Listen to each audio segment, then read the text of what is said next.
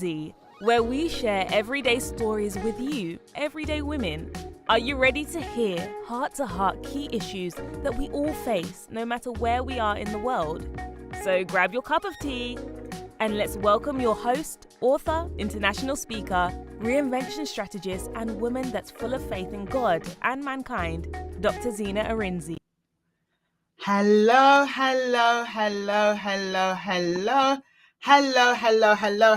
everyone. Hello and welcome. My name is Dr. Zena Arinze, and you are welcome to another episode of A Cup of Tea. A cup of tea, a cup of tea, a cup of tea. Yes. Ooh. Sorry, a bit hot there. With me, Dr. Z. You are absolutely welcome. This podcast, what do? We spotlight amazing, extraordinary, everyday women all over the world doing extraordinary, amazing, incredible, phenomenal things. And today is episode number 31. I am so incredibly proud of how much we've achieved in just under a year. We started on the 8th of December. So it's almost a year, the 8th of December. And we have been going non-stop, except for a little time, maybe between March and about May when I lost my mum. So I thought, in reverence to her, I thought, just have a little bit of a break. But other than that, we've been going non-stop every Friday.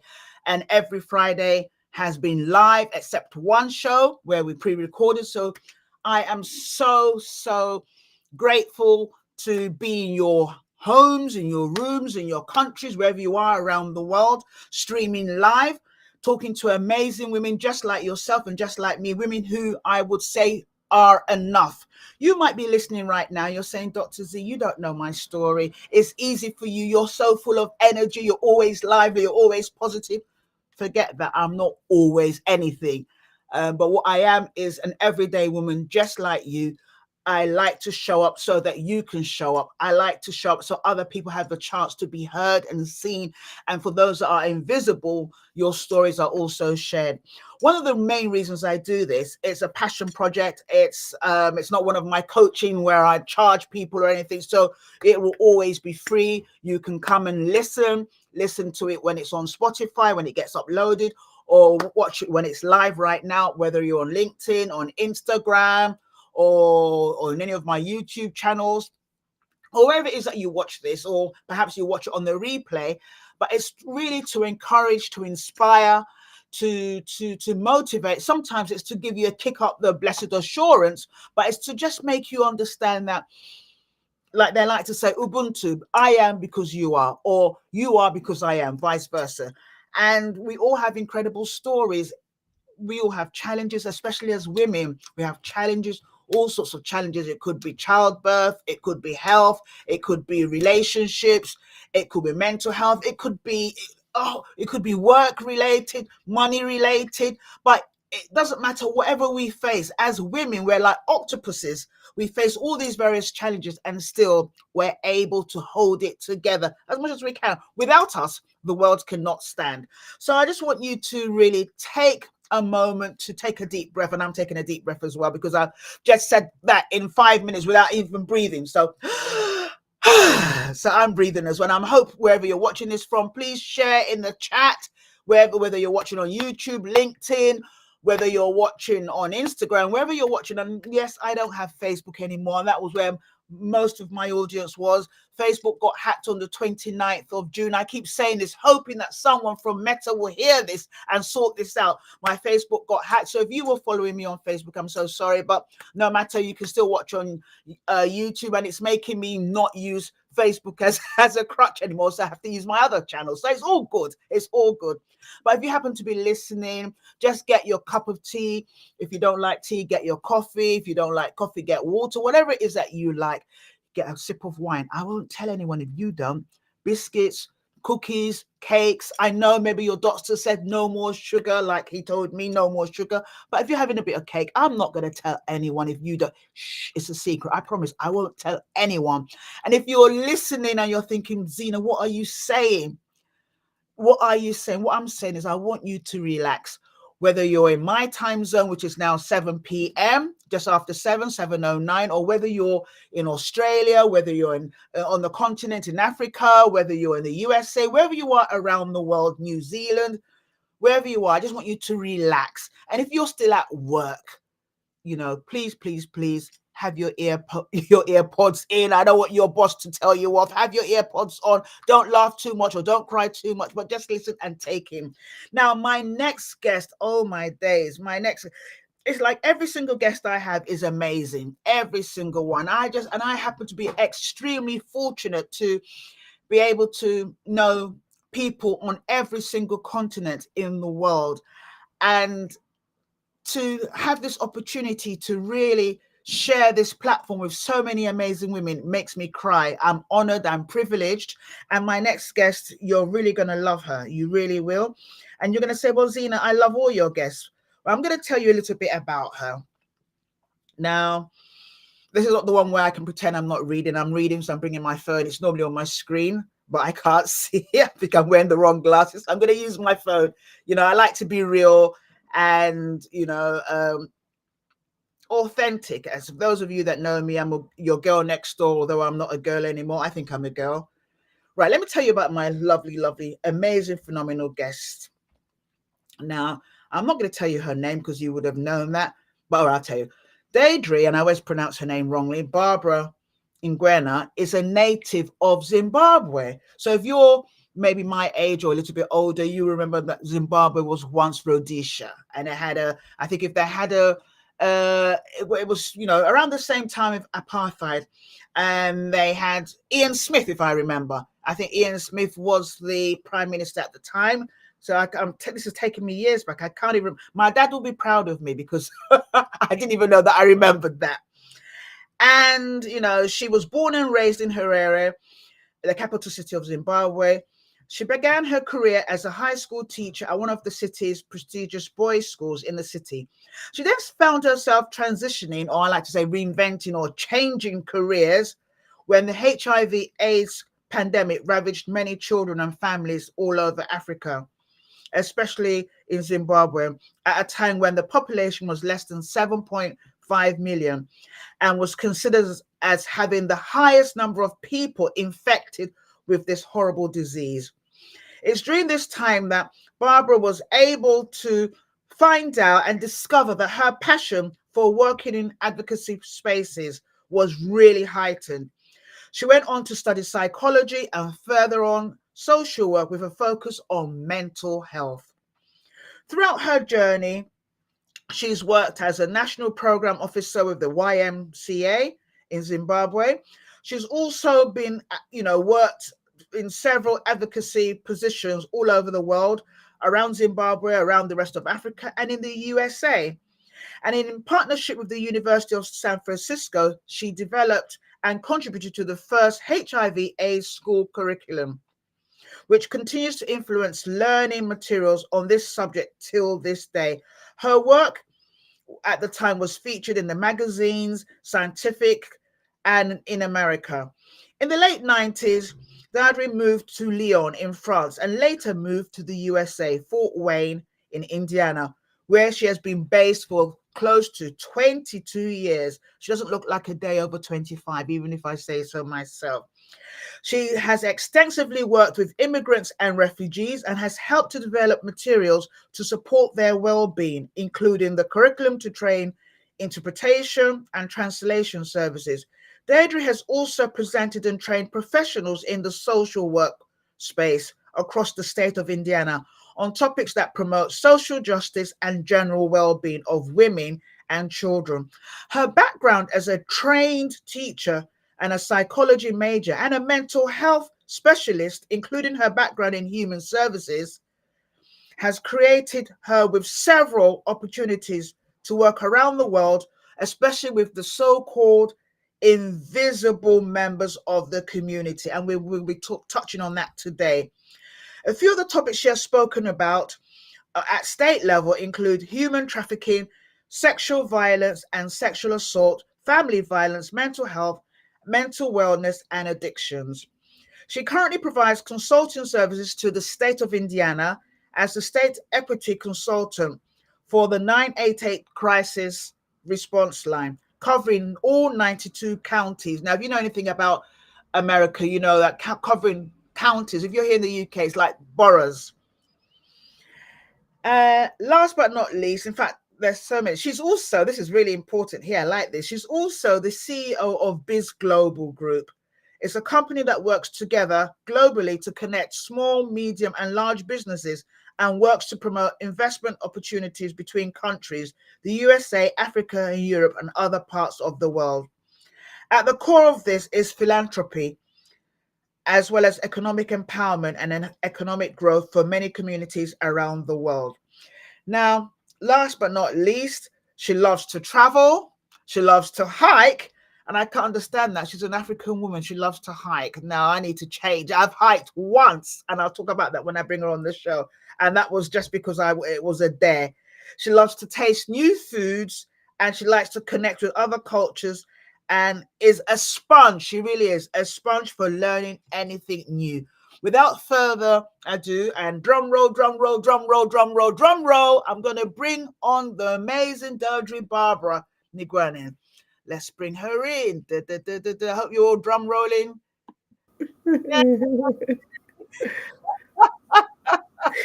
Hello, I didn't pronounce your name properly. Dadirai. Have I done it No, you correct? did well. You did well. I was just having fun in the background. I'm like, oh my goodness, I'm supposed to connect with people, not to look at the whole, that whole portfolio in our space that we do. So thank you for having me, Dr. Z. I'm excited. I I really am. received. Well, thank you so much for gracing the invite. Good evening. I'm looking at people that are saying good evening. Let's see. Good evening. Wow. Good evening. Someone saying no sugar for you. Are you like me? No sugar. I won't tell anyone if you don't. Hello, Dorothy. Yes, have a cuppa. Good evening. Wherever you're watching, just say, if you're watching on LinkedIn, you're welcome. You're welcome. Barbara, Dadirai, which one do you prefer me to call you by? Honestly, you can use either. I am comfortable with both of them, so I'll make it easy for you. Let's go with Barbara. All right, let's go with Barbara. Let's go with Barbara. Oh, fantastic. Thank you so, so much. Right. So, like I said, today's show is really about talking about the invisible, Sheroes. And when I was thinking about, asking the Holy Spirit, what we will talk about, it just occurred to me that there are so many invisible people all around the world who never get a chance to have their stories shown. And I think it's really, really important that when we have platforms like this, rather than saying, look at me, I'm so amazing, it's about really using every opportunity we have to share people's stories and also share what we do. So today, like I said, it's episode 31, and it's called Sheroes, making the invisible visible. And like I said, you're an international social justice advocate, you're a consultant, you have so many crowns. You're a teacher, you're a trainer, you're a mental health specialist, but above all, you are a humanitarian. You have you have the empathy of, you're so kind, you're so thoughtful, and you really want to make a difference in your space. And so this is why I'm so incredibly grateful and privileged to speak to you. So there are Sheroes everywhere, and you're a Shero, you're my Shero, but I know that the people that you've met too, you've met so many Sheroes in your own space as well. So my first question to you would be, let's just have a quick look at the chat. Oh, Althea Black. Hello, Althea. Hello, Fikile, or other people. Let me just put them on so they can see. Hello, hello. Good evening. Good evening. Good evening. So my first question to you would be really, what really motivated you, because your journey, when I was reading your bio, your journey spans all over the continent, all over, when I said all over the world, the African continent, in America, in Europe, there's very few places you have not touched. So I want you to tell us a little bit about your background and what initially inspired you to do what you do, especially with regards to social justice. Okay. Well, thank you so much, Dr. Z, and thank you all the people who are on here on the show. it, like I always start off by saying, as much as you look like you've accomplished all these things, when it's been on God's radar for you to be doing this, sometimes these things happen without you even provoking any type of actions to activate that. But one thing I remember when I was growing up, I come from Zimbabwe, as you've already heard. Family of six, five of us girls, beautiful sisters I share in that family, and one brother. And we were not the richest, family. But one thing I knew we were rich in was love between my mother and father. And we would do this. It all started where you would be going to school, you come back home, mom has a lot of people sitting in the yard, right? When you talk about Zimbabwe, we live in gated communities. You gate your home, like every other place. And you knew that night you were not going to be eating any food that's kind of like cooked, because she would make special meals for those people who were the invisibles. People who would be selling vegetables on the streets, people who would not have fees for their children. And I never understood that, right? So she would deprive us, but would give. But there was also that piece where in that process, you understood that life is not just about you. So speaking back to the Ubuntu, when you began, right? I am because you are because I am. That was kind of introduced to me when I was very young. I knew from both my parents that when you are in existence in any society, in any world, you are meant to be part of that whole ecosystem.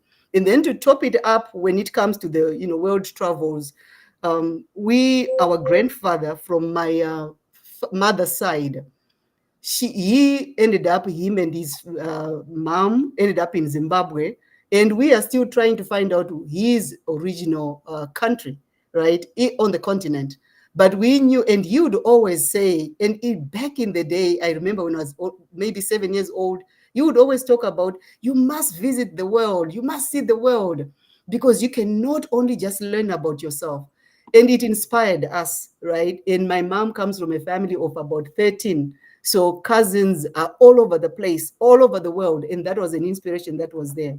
And then fast forward, I knew I had interest in understanding human behavior, because I would sit, I was the quietest child. And for people who know me, who love me, and I know Dr. Z, you are laughing. I was the quietest child you can ever imagine. I know it doesn't sound true. But, my dad literally would actually come and say, look for me, because everybody else would be out playing, but I would be writing diaries, because I loved journaling. I dreamed of places that were beyond, and what I could do, what human behavior, what it incites, what it provokes, and what it also brings: joy, happiness, sadness, all these things, all in one. And then, of course, my career, is any other child in Africa. You go to school, they want you to have a career and all that. Started off as a teacher, as you indicated. But at that time, in Africa, a lot of our blood for the hospitals, right, is focused on high school and primary school kids, right? So we draw blood from there because it's considered clean. So at that time, there was not much talk going on about HIV and AIDS. But I was at one school, it's called Churchill Boys Eye, but one of the other schools, I'm going to not name the school, when they were testing the blood, right, to make sure that it was ready and pure, ready to be utilized for hospital and medical purposes, there were 25 young boys who had their blood was infected with the virus. Wow. And so it was just a shocker, because if people know Zimbabwe, if you know Zimbabwe, we are a very conservative country. And at that time, nobody actually thought our kids were having sex, right? Because we are just assume you're staying away from sex, but that's not the truth, right? Young teenagers are always indulging in all different kinds of things, but having sexual connection here was something that was very brand new. And so I want to just make sure that I'm very clear on here, because it depends where you are in the world. For us in Zimbabwe, most of our infection came from heterosexual interactions, right? So when you move to Western world or different parts, you also hear a lot of the LGBTQIA piece, right? Where you have, sharing of needles and so on, right? Or drugs or whatever the case may be. So because of that, it brought a new challenge in the country. And I remember telling my father at the time to say, it's either I'm going to run for political office, like, you get this, because I was like, I need to change something. It's either I'm going to run as a political officer, or I am literally leaving teaching because I have to do something. I knew I had to do something at the time. And I remember applying for my first job as an advocate with the YWCA of Zimbabwe. And I became their first national youth program officer, because most of our infections were with teenagers between the ages, not even even pre-teenage ages, from 10 to about 17. So we became a dying country because because of the prevalence that was high, and life expectancy at that time was actually 37. So you can imagine. And that's the reason why it really pulled a lot of international focus on Zimbabwe. Here you are, you're a small country, you are centered amongst many other big African countries, but you have the highest prevalence of HIV in the world. The world, In yes. the world. So we were literally dying, and it came just like that and hit hard, and no one knew what to do at the time, right? And so that began my journey, and I didn't even know anything about HIV and AIDS until I was in the mix of it, learning and watching your own family members, die every day. And at the same time, you're trying to do this good, and you're learning about a lot of things. And that's where I realized, okay, God was just guiding me in a way that I was not even aware of, where you would learn a lot of not only myths and beliefs and things that were involved in Yes. there. So you had to unravel all that, because Yes. you couldn't just work to prevent or education, but you had to make sure you're understanding what is going on here. Yes. And that's my intro there. But I want to just share with you one of my very moments of turning points, so to speak, the acceptance, right? We had one particular area in Zimbabwe that had just had the highest infection rates, and it was a very small community. And I remember I had to be talking to chiefs. Here you are, you're a city child. You know what it is. You're a city child. You're wearing Yes. your pants, you're wearing whatever. The first time I went there, the chief would not talk to me. Talk to Like, you. So you how come. this woman? Yes. Yeah, Yes. and he's saying, how can you come? You girls from the city, you come here, you're dressed like this, you have no respect, right? So I remember sitting down crying, because my dad, he was, he raised us in the city. And I said, I don't even know what I'm supposed to do, but I know I need to do something. And he said to me, nothing is going to change you to go in and dressed up the way they're expecting you, because what you're wanting to do is agreeing to disagreeing, because you want to make this change. You've got to respond to some of the things they're asking for. And I Yes. knew that, okay, I had to have the humility to be able to do that, not Yes. have the arrogance of thinking I'm a city child, Yes. you're not going to tell me what to do. Yes. So Yes. I changed up. I went and met him the first time, and I sat down for the first time in my life, sitting down on a, like, your floor, not on a chair, because you are used to sitting on a chair, because that's Yes. your norm. And I Yes. remember him saying to me, the first thing he said to me, he said, white people are bringing this disease. Our children have forgotten how to eat the fruits, and so on and so on. They are spraying all these things. That's why we are dying. And I remember at that moment, I said, God, I don't even know. This man, does he understand science, in my head, right? But something came to my mind in that moment. And that's where you realize that when God has ordained you to do certain work, he will give you words to say. And I Yes. was young. I was in my early 20s. I just graduated, and left teaching after 3 years. And I remember saying to him, I totally agree. that they have sprayed all these sprays, they've done all these things, but our children are dying. We want them to eat those fruits. How can we get back to that space? And you know what he said? He looked at me for about probably 6 minutes, and I had a pen. You know how we are all modern kids, and you think we are writing notes all over. And says, "That's a beautiful pen you're holding. Can I see it?" And I gave it to him, and I said, "Well, you can also have it." And that opened up the door for me to get into that community, to a point where he literally gave me land in that small community just from that interaction.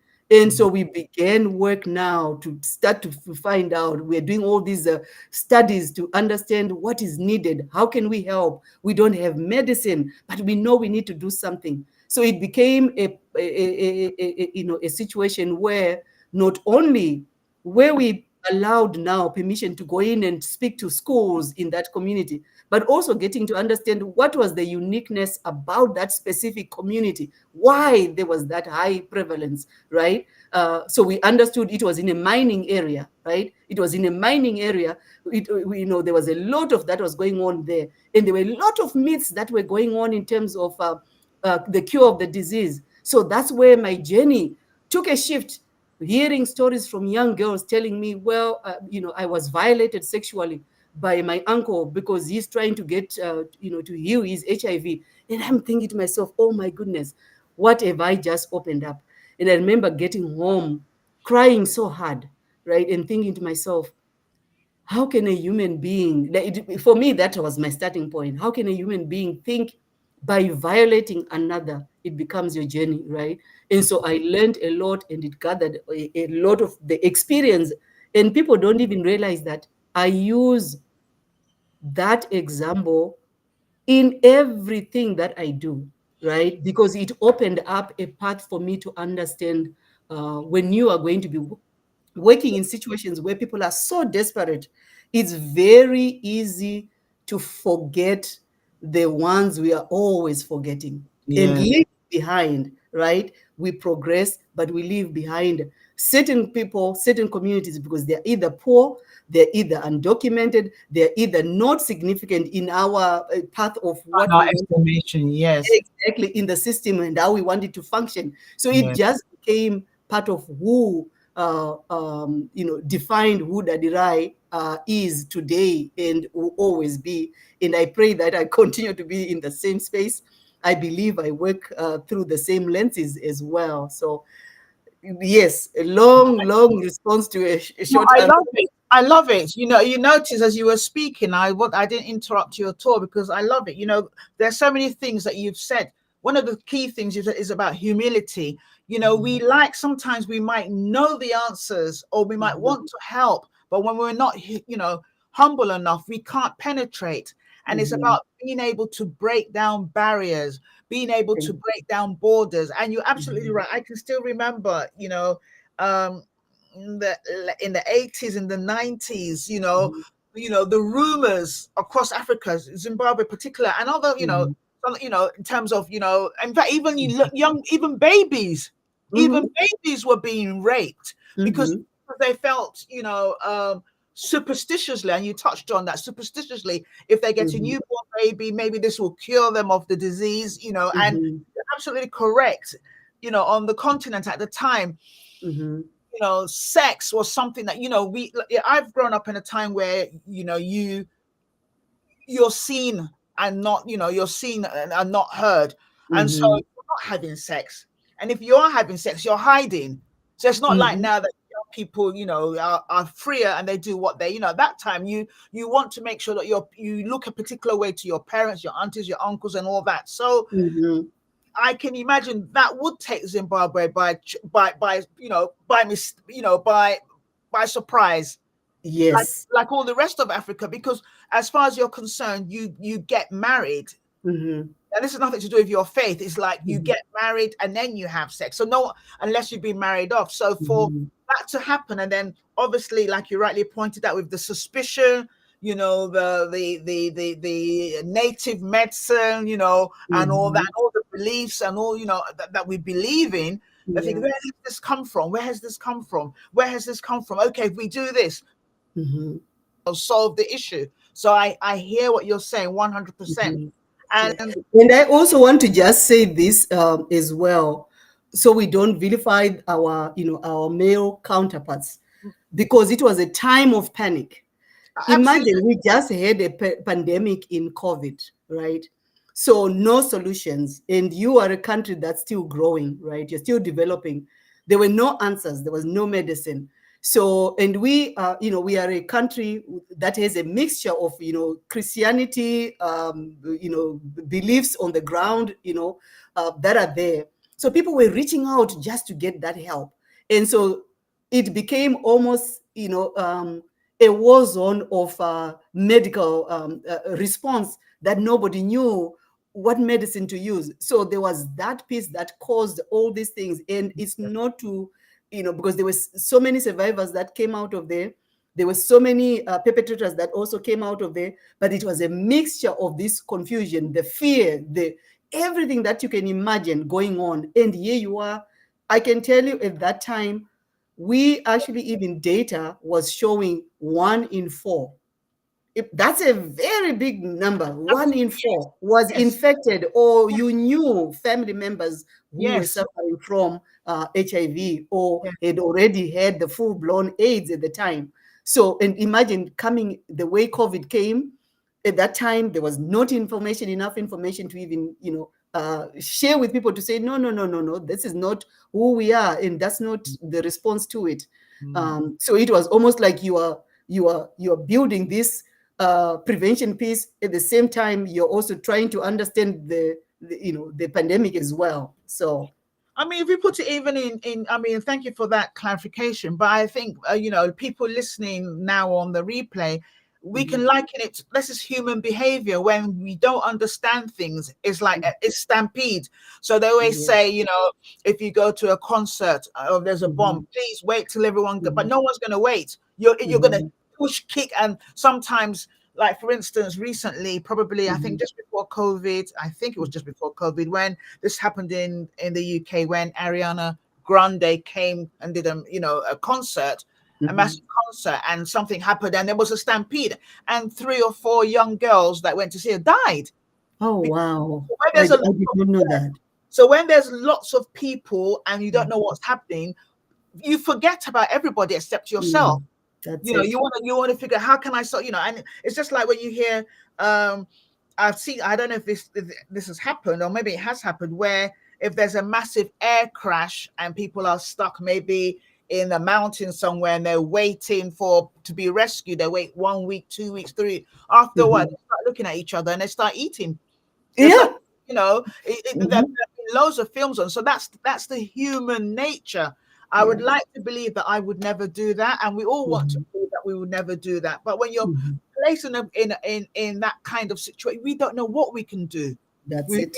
really don't. When COVID came, and I don't know if it's a positive, but the only positive thing about COVID, no, there are lots of positive things, because people died, and that's really, really sad, and we all lost members of our family or friends. But a positive thing was that it happened to the world. Yes.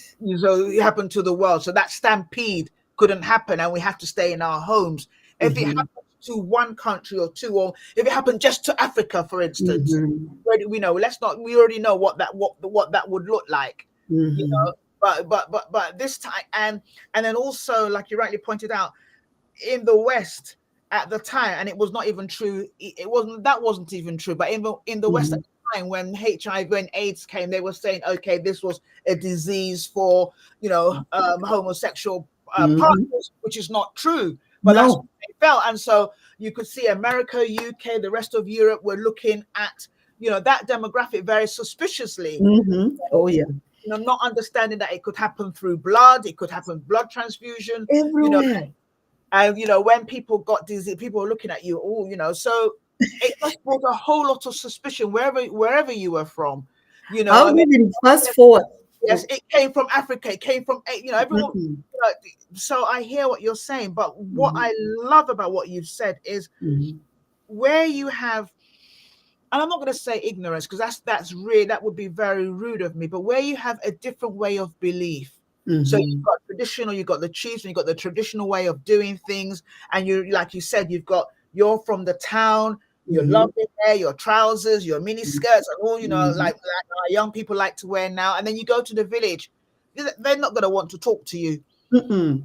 So you have to, like my boss, when I first, when my first 3 years practicing as a lawyer, and my boss at the time used to say, Zena, you need to stoop to conquer. Mm-hmm. I couldn't Yes. understand why he was sending me with files to the courts to go and file. I'm thinking, I'm a big lawyer, my parents are rich. They should send the messenger. And I was like, I just came out of school from the Yeah. town, not from the city. And he said, Zena, you need to stoop to conquer. Mm-hmm. And Yeah. it's so true then, and it's so true today. If you want to conquer, if you want to break down barriers, you have to stoop. So I love That's that. it. I love that example with the pen and everything. That's a fantastic, fantastic, fantastic. And like you said, you just stumbled into. You didn't know, and now Mm-hmm. it becomes your blueprints for everything that you do. Yes, yes. And you are so right. That's my blueprint right there. And I'll just kind of like just add on to something that you mentioned very crucially. When I moved to the US, because I already was already on the path of advocacy work. I knew which organizations I wanted to be board members on. So I applied to be a board member on the YWCA, and then another organization that served people living with the virus. Boy, did I realize so much misinformation. And here I was in the US, right? We were already way past because we had been attacked by it in so many ways. And so on that board, there was always conversation. Well, it's a gay disease.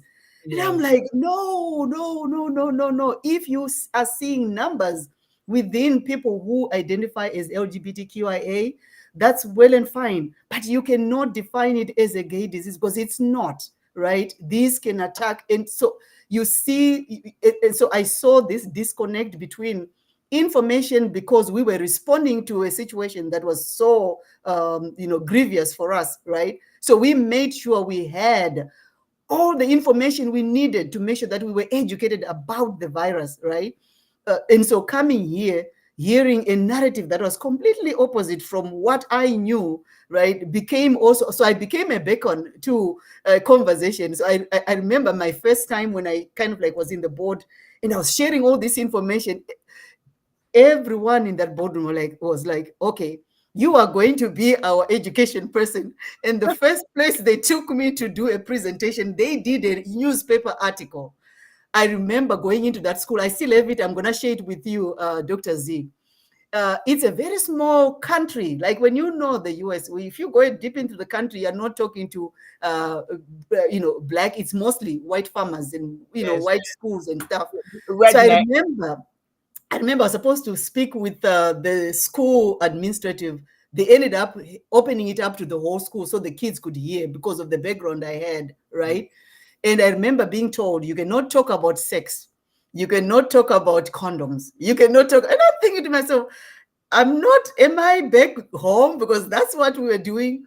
But it was amazing to see how globally at the time we were disconnected, right? So it meant information was very much disconnected and a lot of misinformation. And they did a huge article thanking us thanking me to come in there to talk about HIV in the way that we had responded to it in Zimbabwe. So again, just being guided, your path just guided in that way. So I wanted to just share to say, even here, there was so much misinformation when I first came. This was back in 2001, 2002, right? So, yeah. Yes, I mean it's so funny. I remember in the 90s, I'd come back. I came back to London in the early 90s after living in Nigeria and practicing law for a couple of years. And I remember, the suspicion, once you knew, I lived in a complex and, people that had HIV, it was confidential, but somehow someone had leaked some confidential information. And we were all looking at them, you'd be in the lift and you'd be scared. Yeah. And so you're right. There was so much misinformation, and then when it now became apparent, okay, so after a while, Europe and UK and America, it had calmed down with the film Philadelphia with Tom Hanks, and then Yes. Washington. So that was to sort of bring a bit of a human, understanding that it's not like, so that kind of made things. And then it was now Africa. So all of a Yeah. sudden, it's like, this thing it's not from gay sex. It's from Africans and so it shifted, and then all of a sudden on the continent, it was like, okay, let's say it's from, so where's this from? Are we having gay sex? All sorts of misinformation everywhere, Yeah. and this is a disease. And the sad thing, and this is, I mean, someone wrote a lovely comment, Samso, talking about the stigma and blame attached to Africans with HIV, and this is absolutely true. In the 80s and in the 90s, it was a celebrity, show business, Hollywood, lots of actors and died and stuff like that. And they said, okay, and then all of a sudden it shifted, and it was now an Africa problem, because obviously we didn't have enough money for the drugs and all the interventions and people forgot. So now the stigma has kind of stuck a little bit. Yeah. With, okay, and so you're absolutely correct, the misinformation and all that. But this just leads me to another question, which I know, you probably be expecting this. We've touched on it, this is such a challenging area. And I know we're not just going to be talking about HIV, but it's something that I know you've got a lot of experience and you clearly have. But working in such a challenging environment, both in America, in Zimbabwe, how, it must have been really intense. How were you able to sort of look after your mental health? Because you know how it is, you can't pour from an empty cup. Yes. Pouring. Would you like a cup of tea? I'm so sorry. Yes, please. Yes, please. I hope you like Earl Grey. That's what I did just before we started the show. Earl Grey, lovely. I love Earl Grey. Yes, that's my kind of tea. Yes, please pour it away. Okay. Get your cup. Yes. Right. Fantastic. Like I said earlier, I'm not going to drink it with crumpets. It's way too late for crumpets, but I just had to put in the British accent, the crumpet. But I am definitely going to do it with chocolate. Since we just came out of Halloween, I won't tell anyone, don't worry. Yes. So talking about pouring, how have you, because I know this must be really, really challenging on people's mental health, whether it's addictions, because I know you deal with addictions, whether it's drug addiction, whether it's alcoholic addiction, whether it's HIV, whether it's violence against women and girls. And we will touch on that, especially because very soon, I think on the 25th of November, we start UN 16 days of activism with regards to violence against women and girls. And just so that you know, it's 1 in 3 now, 1 in 4 in the UK, 1 in 3 gets killed, violent femicide. But that's a different thing. We'll probably I'll bring you back on the show to talk about that. But how, with all these various things that you've had to kind of get yourself involved in, help to solve their problems, help to give them a voice, help to make them visible, how have you been able to sort yourself out mentally? Because I can imagine that must be quite tasking. It is. That's a very, very important question, because like you said, you cannot pour into an empty cup, right? So you cannot pour into an empty space in terms of yourself. You have to be in a space where there's a balance, right? Because you are dealing with issues that are very, very, very to the core of humanity. And I learned earlier on in my career, especially when I started, really getting into the sexual violence, right? When you have domestic violence, there's most likely there's sexual violence. And again, I always want to make sure that I have this disclaimer. We also, the numbers are extremely high amongst boys and men who are also abused. So we want to make sure that we have that conversation as well at some point, because these are the invisibles, right? When we don't name, we get more and more invisibles. So we always have to have that at the back of our heads. And so for me, my first path, after, when you go to college, you do your teaching degree and you're done, I knew I needed to understand human behavior, because I would find myself crying all day long, because for every time you're hearing all these stories, they touch you in a way that you don't understand. And then when you are trained as a social worker, you are asked not to cry with clients. I broke all those rules, because for me, my thing has always been, if I'm going to feed myself mentally and not carry some of the stuff, the horrific stuff that I can't even imagine people do to each other, and even with children, right, was to make sure that I'm on that journey where, if my crying needed to be in that space, I've allowed myself to do that, right? I gave permission to myself to make sure when I'm working with people, because you're working with human beings like you, right? Yeah. And by the time they share with you, they've already survived way more. And I understood that, like, to know that if someone, if survivor, comes to you and they're talking to you about the most violent things that they've happened to them, and you're supposed to be part of that journey for them to maintain some type of balance, wellness, right? To exist with others who, we might assume normal, right? In a normal society, you had to be able to find balance in saying, how do I share your pain and still maintain some kind of sanity for yourself as well, because you also had to take care of your own family. You come here, but you also have all this. So for me, my thing, what I've done is really, I love exercise. So when I was a high school teacher, I taught English, English as a second language, and I also taught physical education. So I've always been very much into exercise. So I taught rugby, I umpired, I made sure you do all this. When you Rugby. see me, Wow. oh yeah, I Rugby. coach rugby. I Oh, even have wow. some world, players in cricket. I wish some of my students would be here. They always laugh when they see me now, right? Because I was a tough cookie, so to speak, when it came to physical education. So that was my hiding place, because I could just run for miles nonstop just to get all that out of my system, right? So the most important thing for me, and which I always encourage anyone who is in the space where you are advocating for others, right? And to always remember, you are not in front of anyone's journey. You are alongside whoever you are advocating, whatever community you're advocating. If you find yourself leading the conversation, then you're going to lose the people you are actually, Yes. unintentionally, right, advocating with. So you Yes. are there alongside. So Yes. part of that is, for me, the balance, making sure I'm exercising, making sure I'm learning, making sure I am getting involved with things that I love outside of the work that I know was really ordained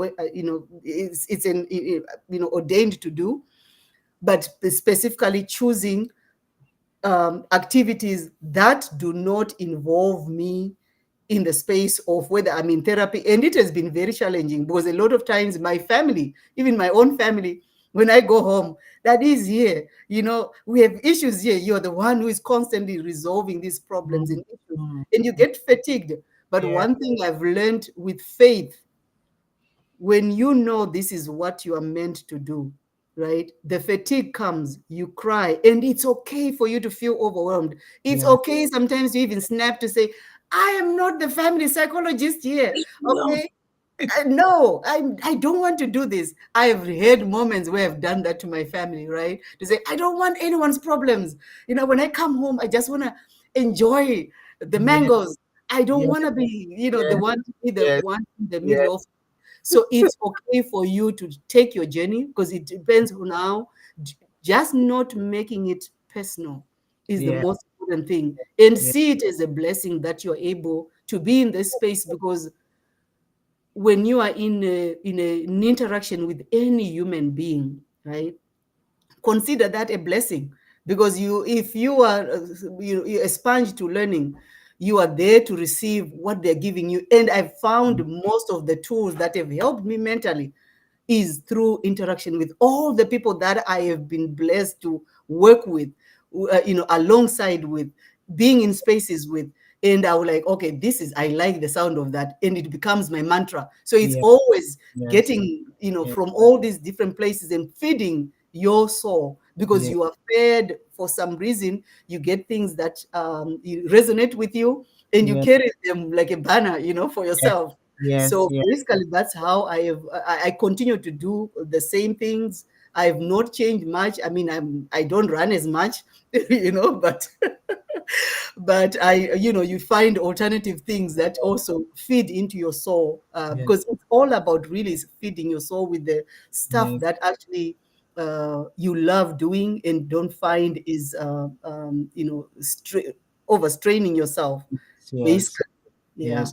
I love that. As you were speaking, there's so many things. I mean, this, I can just imagine this being a series, and maybe when we get offline we need to talk about this. I can see this being a series because there's so many things to unpack here. But Mhm. one of the things that you said that I really like, I mean, all the things you said I like, but you've talked about making sure that, at the beginning you said you cry. I remember when I first started coaching, I was doing abuse recovery and divorce recovery before Mhm. leadership. I used to cry all the time. Mhm. I would cry Mhm. when they're speaking to me. I'll cry when they tell their stories, Yeah. and Yeah. then I will take it home. And then you're taking someone else's stuff home to your own home, and then make Mhm. your own environment very heavy. Yeah. And so I had to, I spoke to my coach, my therapist, and I said, I can't be doing that, because Mhm. although, if you're an empath, and I know you're an empath as well, when you're an empath, Mhm. you kind of take on people, but you have to remember that Mhm. for you to be the strength that they need, Mhm. can't do that. You have to be as objective as possible. Like you rightly said, you can't take it personal. You can't No. look at them personally. Sometimes you'll have clients that you feel they could be your daughter, your son, your sister. You just have a light, like a lightning, Yeah. but you still have to know where to draw the line. Especially if things happen, where there's a loss of life, or they've been Mhm. incarcerated, or other things happen that you really can't help. Mhm. But the thing you've also, what I like that you said as well, is the fact that these people, these lovely people, these invisible people that you have had the privilege, I call it a privilege, and Mhm. It is. to serve and work alongside, you are learning stuff from them. Mhm. And what people seem to forget oftentimes is that when people are going through hardship, whatever that hardship might be, poverty, Mhm. violence, domestic abuse, addiction, whatever Mhm. it is, the rest of the world or the rest of society just casts them as if they have no use, as if there's nothing Yes. value in them. But Yes.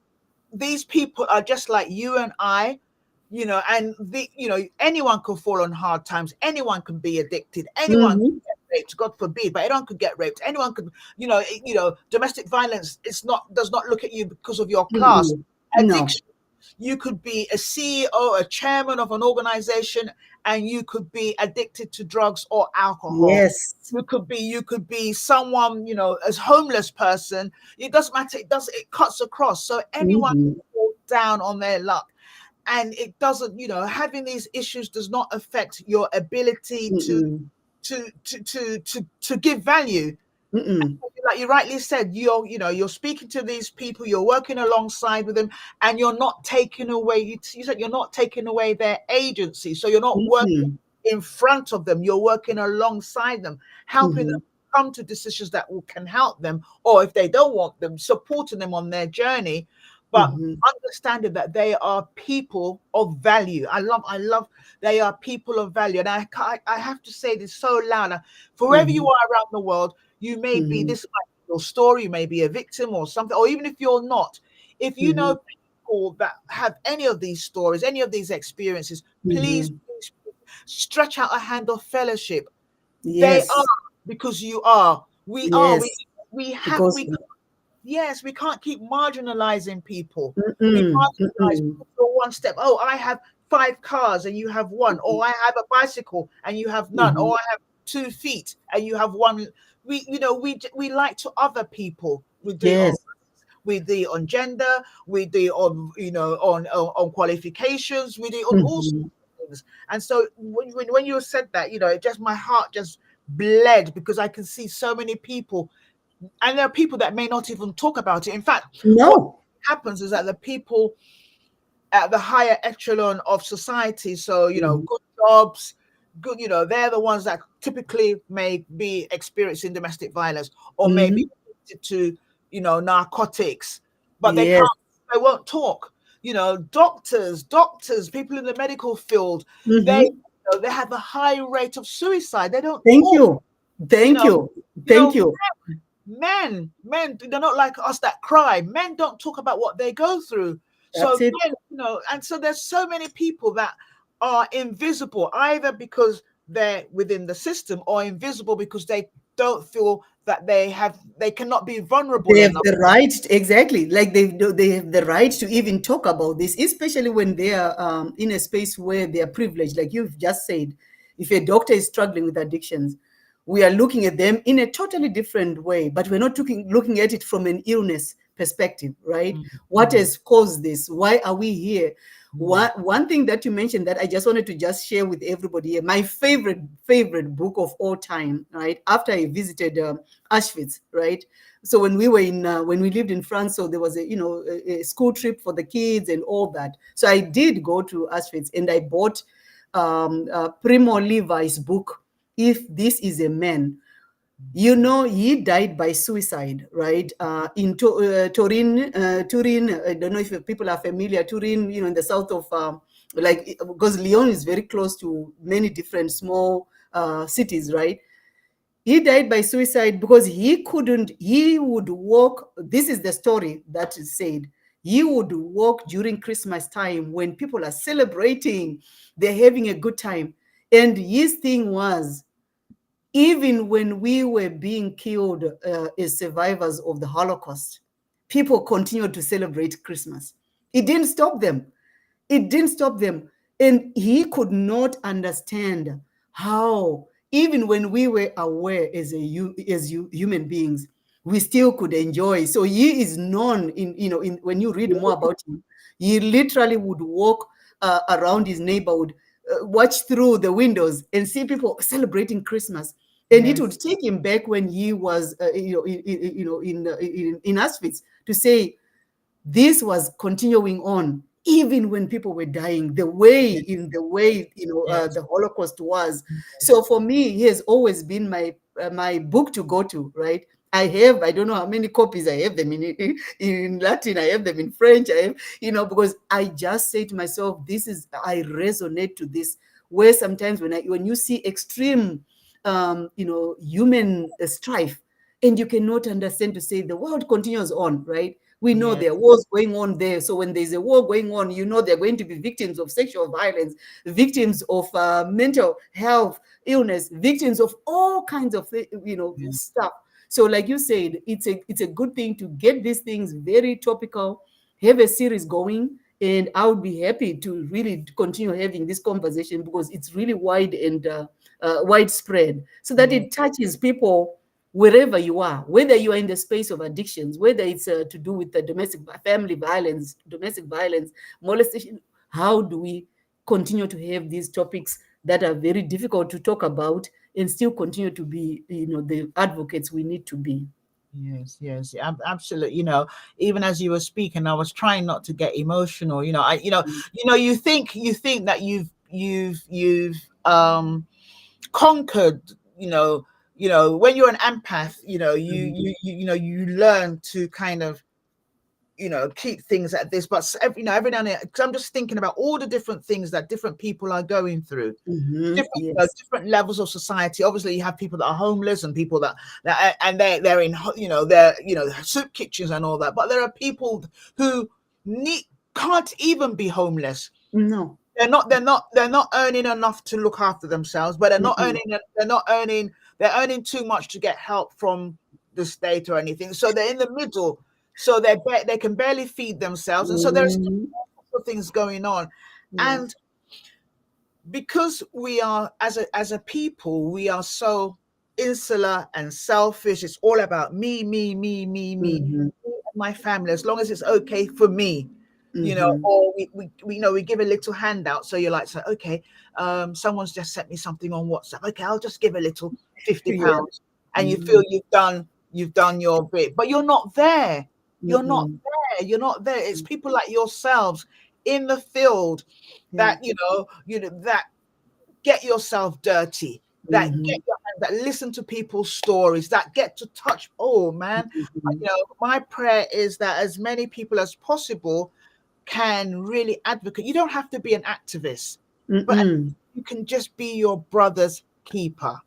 Thank you. Be Yes. less judgmental.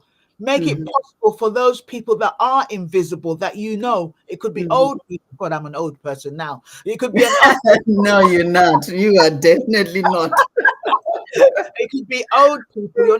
Christmas is coming around the corner. In America, they've got Thanksgiving coming. It could be an old person, your next door neighbor. It doesn't matter about the Mm-hmm. gender, race. Just, find out, how can you help? How can you help? How Mm-hmm. can you help? I've got, Yes. time is running out and I have got so many questions for you. Right. Mm-hmm. Okay. What's your vision, Barbara? What's your vision for a world where the invisible are seen and Mm-hmm. empowered? What changes would you like to see most in terms of social justice? And Social justice. what would you Mm-hmm. suggest in terms of how can our listeners, how can they get involved to support this Mm-hmm. mission? Right. That's a very loaded question. Many things come to mind. Of you've already picked on definitely one of them right there. When you spoke of when you see your neighbor is an elderly, right? You'll be surprised when you go over. I am known in my neighborhood to do that. We've created societies where we fear each other, right?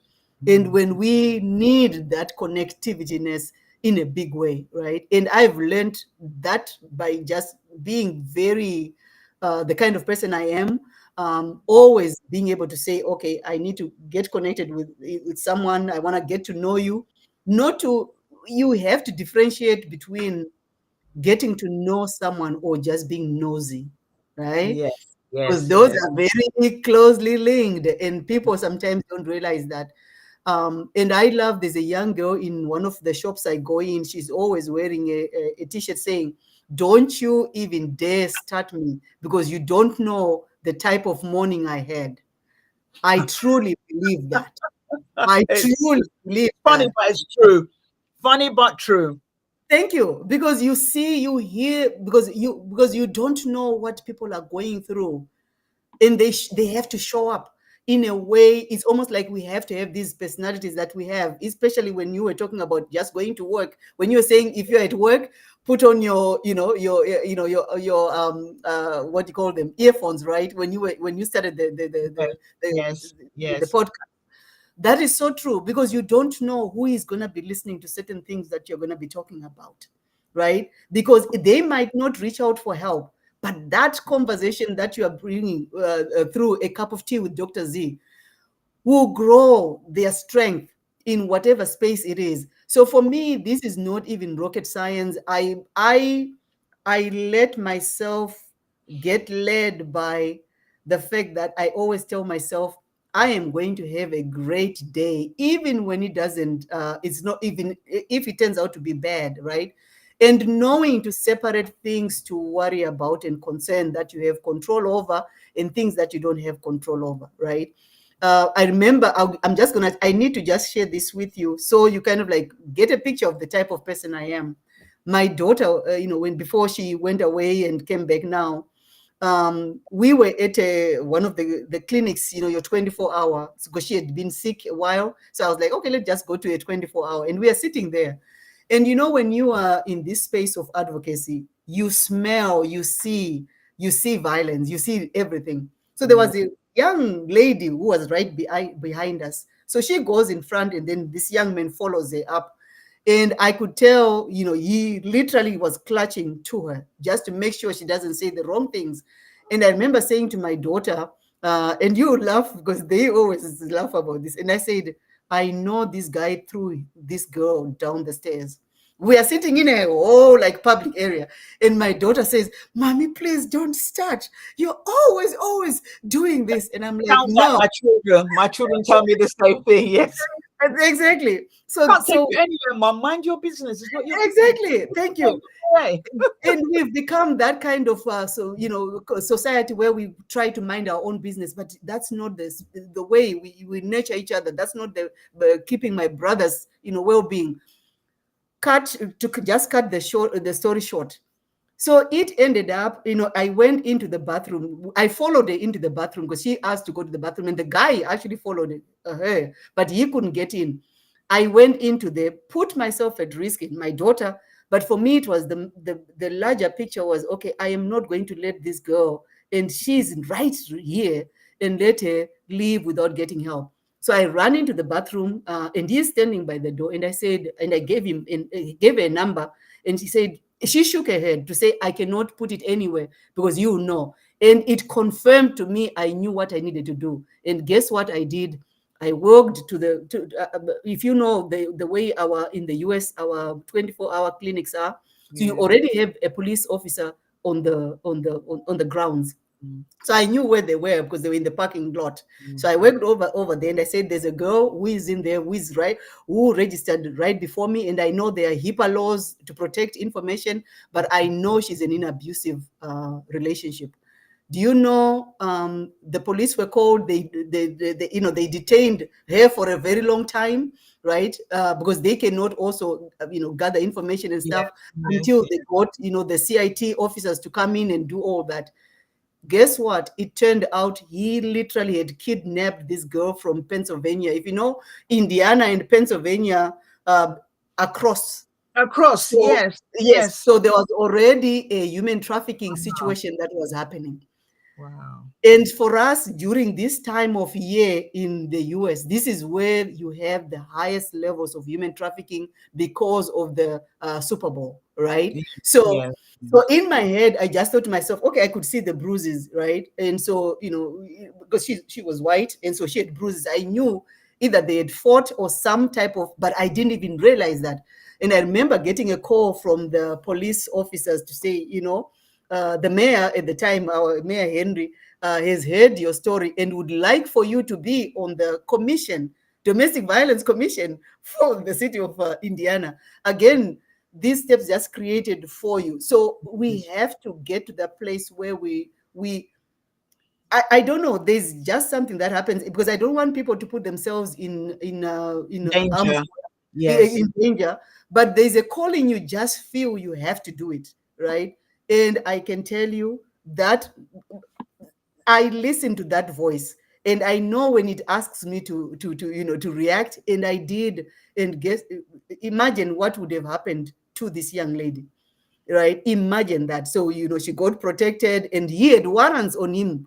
The young man had warrants, of arrest on him. So it became a situation where they were able to arrest him. Wow. They saved this young lady from being trafficked right across.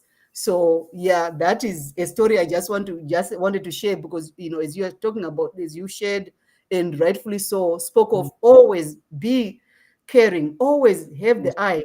And it doesn't mean just now become Inspector Gadget. No, we are not saying get your and start looking. But when you are inspired to reach out, you will know those things. Absolutely. You are nudged, and you know when to respond to that calling for sure. Absolutely. Babra, I really, really don't want to stop this. We've run out of time, so definitely, we have to regroup. I think Dr. Audrey, I think someone said, we need to have a conference on this. But I have to thank you. Can you just final words? I want you to talk a little bit about, because it would be unfair not to do so. Just a little bit, maybe in a minute, talk a little bit about your business, about your organization in terms of investment opportunities across Europe, America, and Africa, and then finally, any final comforting words for perhaps people who you don't know and I don't know, but may be listening and feel that they are invisible, or they know people who are invisible and they want to know how to support. Thank you. Thank you. Yes, I so one of the things I wanted to do for myself, of course, you have the part about giving to others, but I wanted to give back to myself at the same time, be cognizant, not losing that social work background, mental health. I still do it as a consultant for the state of Indiana, right? But my company is called Biz Global Group, based here in the US. So basically, the journey began with my association with the Atlanta Black Chamber of Commerce, and I'm also a board member of CastNet, and I see our chairperson, Charles Johnson, on the call here. So we wanted to build, we want to build a network of small, medium businesses around the world and connecting them to investors. Because like I shared earlier on, sometimes I am like awed at how God puts me in places where I've not even asked to be in, but God puts you in there, right? Because my faith puts me there. So I always say it's not out of my own intelligence, but there's a way that God just puts me in places. So I happen to just get that connection and then inspired to start this global group here. And it has been such an amazing journey.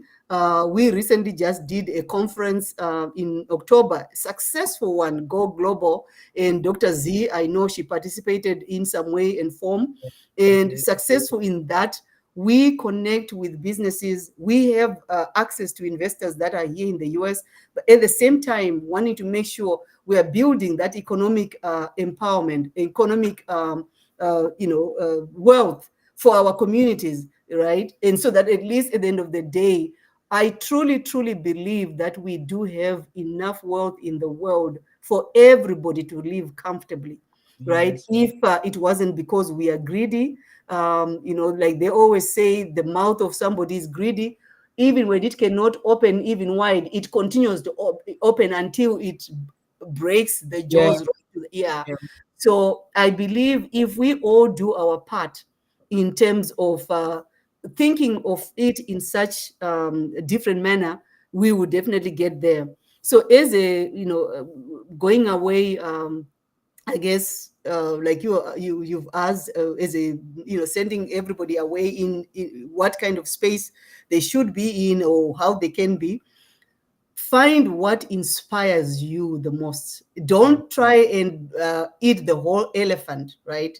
Yes. If it Yes. means you start polishing the elephant's nails, start No. there. I like Do that. that. If it means you need to start manicure before and you're like figuring out, oh, this is massive, while you're getting your strategy, together, start I love there. that. Because a lot of times people. Exactly. I know, right? Because everybody wants to change the world. You have to Yes. remember that. But Yes. we get so overwhelmed because the issues of the world are massive, right? Yes. And when I Yes. think of the topic we were talking about, the 16 days of activism, right? We are constantly celebrating gender, and acknowledging gender violence. But it's that kind of thing where you say you make it topical, make it relevant, right? In your own space. If it Yes. means you feed my kids grew up knowing this. We had a person who did not have a home for many years just down the road from us. So each time I would make breakfast for the kids to take to school, I would make a plate for him and pick it up when I picked up the kids and make sure he had dinner. So Yes. you start off there. You start somewhere, simple Small. stuff. Small. Exactly. Simple stuff. And nobody needs to know. No, No, nobody needs to know. That's it. Nobody needs to know. You start there because your world is around that environment, right? yes. So the bigger world, there's so many people, and I know all of us on the call here, we are doing amazing work wherever we are. If it's something that you love, continue on that path, right? Don't get swayed away by, oh my goodness, I feel like I'm not doing enough, right? You are. You just have to stay consistent. You just have to Yeah. make sure your narrative is consistent. You are not pulled away by the glimmer and glamour of the world, because it happens, right? Yes. Yes. So you have to stay on those things that really ignite you. right? Yeah. To Yeah. where you like when you drink your glass of wine, you're like, oh my gosh, that was amazing. You're talking to yourself, that was amazing. I painted the nails of an elephant. I put blue, red, whatever. Let those who can do the legs and stuff do their part. Just Yeah. finding your part in that Yes. Ubuntu space Yes. is not for you to save Yes. the whole world, but it Yes. is for us to take those bits and pieces of, and knowing when we are serving others versus serving our own purpose, right? Yes. We've Yeah. got to make sure that we are very distinctive about that, because there's a purpose for others and there's purpose for you, right? Yes. Know the difference and Yes. make sure Yes. they don't run, Mm. they run parallel, but they're Yeah. not overlapping each other, because then Absolutely. you get exhausted, you get overwhelmed. I've done my part, I don't need to. And then it becomes an angry conversation to yourself, Yeah. right? Yeah. No, don't do it because don't do it to please anyone. Don't No. because you're just do it because you feel you need to do it. Yes. You're not in competition with anyone. You're not in competition with me. You're No. not in competition with Barbara. You're not in competition with Mother Teresa. Whoever. Mm-mm. Just do your little bit. Yes. Do your You're little bit. calling. You're calling. Your little bit. Yeah. And that's all. Oh, I have to stop here, and I don't want to. I have to. I could talk to you forever. Oh, thank you very much. Dr. Audrey said, awesome. Yes. Oh, my beautiful friend, Dr. Andrea. Yes. How are you? Thank you. Thank you. Thank you. She's an awesome. That's another person you have to have on a cup of tea with Dr. Z. Oh, all right. All right. Okay. Fantastic. So that's a shout out. Okay, Dr. Andrea, I'll be coming to you soon. But anyway, thank you so much, everyone, for staying on. We have overrun today, but it's been amazing. And I've already said it live. We will do a series of this. We will probably meet and figure out how we need to do this, because I think there are so many things to unpack and we haven't even started. And for those of you that go to church, you would hear your pastor say, well, that was just the introduction after 2 hours. So this was the introduction. This was just the introduction in terms of Sheroes.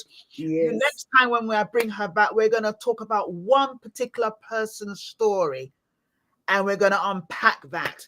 So I'm just saying this now so that I remember one particular person's story. It might be before the end of this year, it might be early next year. And we're going to unpack that as Shehero, who is either, who might be, I'm sure Barbara would know someone who's either got the whole mental health issue, plus HIV, being able to raise a family, being able to do all sorts of things, and, talk about her story. She may even be dead, or he may even be dead, but talk about, that person's story so that we know that these people matter. Yes. They matter. Thank you so much, Barbara. I could talk to you until tomorrow, but it's 8:20 here in the UK. So it might be probably for you, there'll be like 2:20. Is that right? No, it's 4:21 right now. So yeah. So Wow. So I'm gonna say bye-bye, but thank you so much. This has been a blast. I've learned so much. I'm so pumped up. I already do a lot already, but I'm thinking about other things I can do. And for all of you that are listening, wherever you are around the world, thank you so much. If you listen on the replay, I hope you'll be able to take a lot of value, make notes, and think about how you can make a difference, how you can actually cut the nails. You heard Barbara say, cut the nails of an elephant. Cut the nails of an elephant. Start with that. Or cut the nails, just do a manicure, and the rest is history. I matter because you matter. You matter because I matter. And for any of you that might be thinking, I'll just tell you a lovely message that I think will, I've been sharing it all evening, but I just want to tell you again, if you happen to be a woman, just so that you know, wherever you're listening from, you are an extraordinary woman. Thank you so much for listening, and God bless.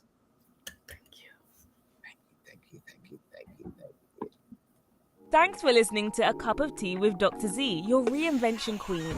We hope you've been motivated and inspired to go out there and conquer any obstacles and issues you may face. You can find Dr. Zena on all social platforms. Until next time, remember, you're not alone.